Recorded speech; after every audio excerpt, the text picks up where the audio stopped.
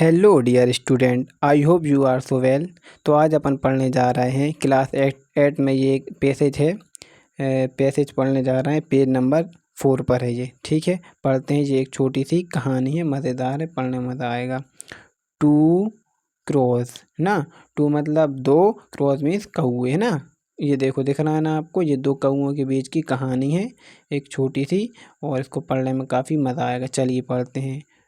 To crows challenged each other to see which of them cloud fly higher।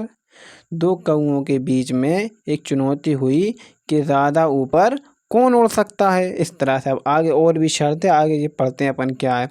while carrying sacks of the same size है ना। Sac मतलब होता है बोरे, बोरी या झोला। इस तरह से झोले या बोरा, बोरी एक साइज के लेकर के, एक साइज के बोरे लेके आसमान में कौन कितने ऊपर उड़ सकता है। इस तरह से ये एक शर्त चुनौती हुई।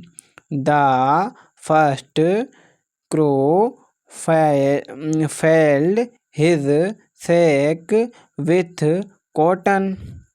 और जो पहला कौआ था उसने फील्ड मतलब भर लिया। क्या भर लिया उसमें?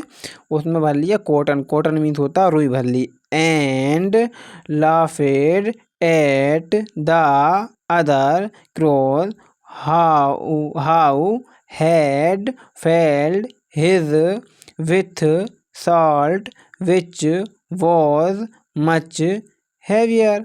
और दूसरे कौवे पर हंसने लगा, जो कि दूसरे कौवे ने अपनी बोरी में क्या भर लिया? नमक भर लिया। क्या भर लिया? नमक भर लिया। अब आगे देखना, मज़ा आने वाला है।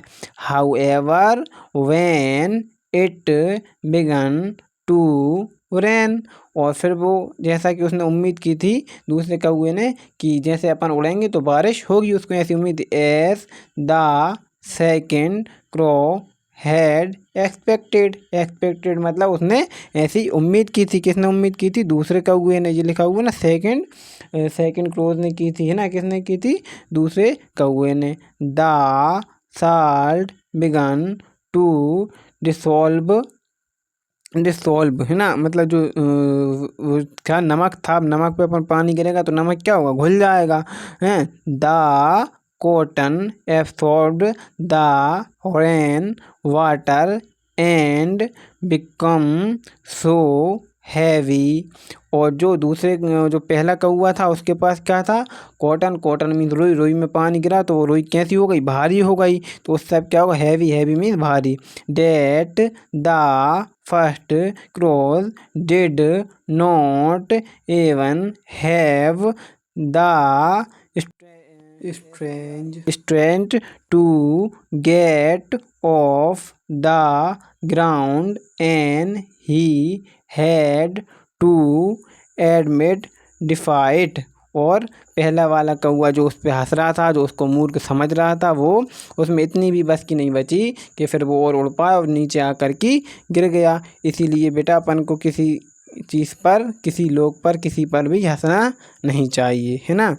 और इसके क्वेश्चन दिए हुए हैं, इसी में आंसर है। तो आप इसके क्वेश्चन को पढ़ना, फिर आंसर इसमें से ढूंढ के लिखना है ना, जिससे ये आता है आपका पेपर में 5 नंबर का। Thank you so much for watching.